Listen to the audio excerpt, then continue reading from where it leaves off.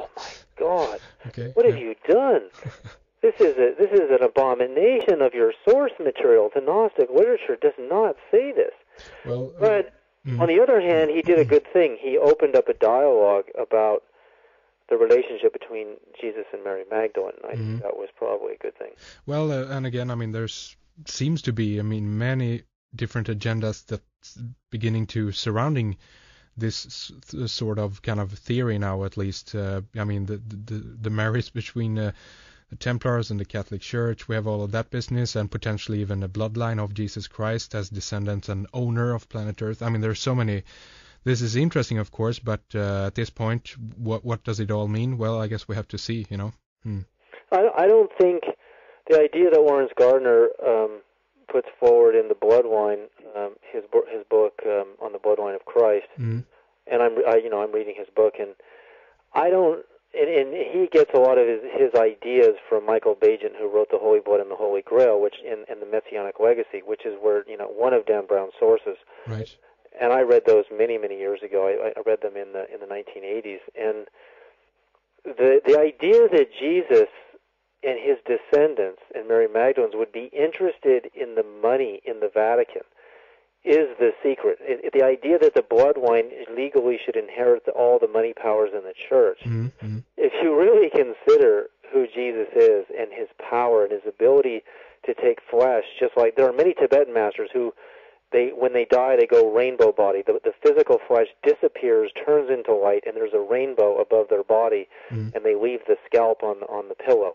Well, so Jesus was not the first one to do this, to resurrect material flesh and turn it into a body of light. But nevertheless, the idea that they have this power, when you have the whole universe, why would you be interested in money? Why would you be interested in like settling down in a church and being a king and a queen and controlling all the money in the world? They're so afraid of losing their money from this bloodline that they conceal the bloodline, they hide it, and if the bloodline tried to claim their money, they would kill them.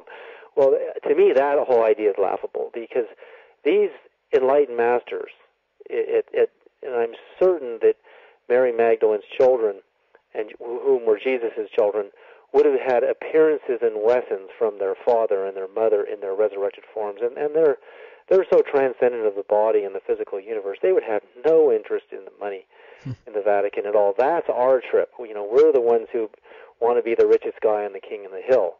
I don't think even Buddha left the palace. He was a prince and his wife was a princess, and they both, in the end, turn their backs on material wealth, and they live in this state of nirvana, where your mind is the entire universe. I mean, who needs money at that point?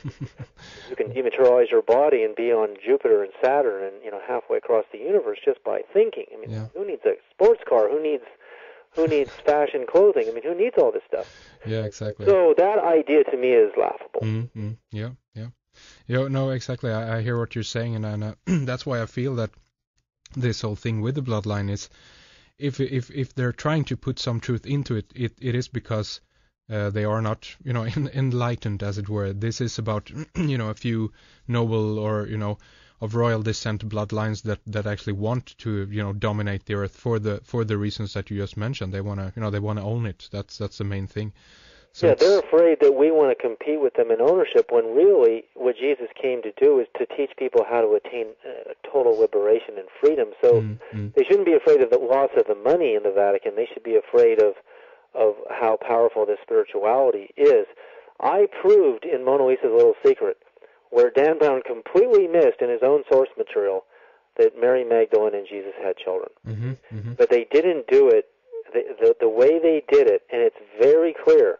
The problem is he probably didn't read all the source material thoroughly, but it's there, and I pull it out and I quote the sources, and you will also see in Mona Lisa's Little Secret, in the film and the book, the actual proof of the bloodline of Christ. But like I said, these are super masters. These are not, and in the evidence in the scriptures of how they had their children and when they had their children, and it's very clear that their level of enlightenment is so powerful. There's no way they'd be interested in money, not at all.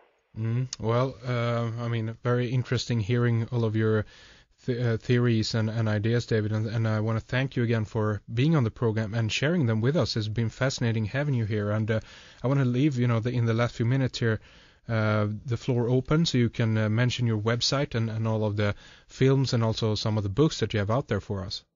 Okay, well, my book Singularity and Mona Lisa's Little Secret are going to be, Singularity's already there, Mona Lisa will be there in a couple of days, is lulu.com/David, no period after David, Sereda, and you can go to voiceentertainment.net/store to get the Mona Lisa's Little Secret and a copy of The Voice, the film, and you can go to thevoicedvd.com to also get it, and waterthemovie.com and from here to Andromeda.com are all websites that are where you can get these films and books.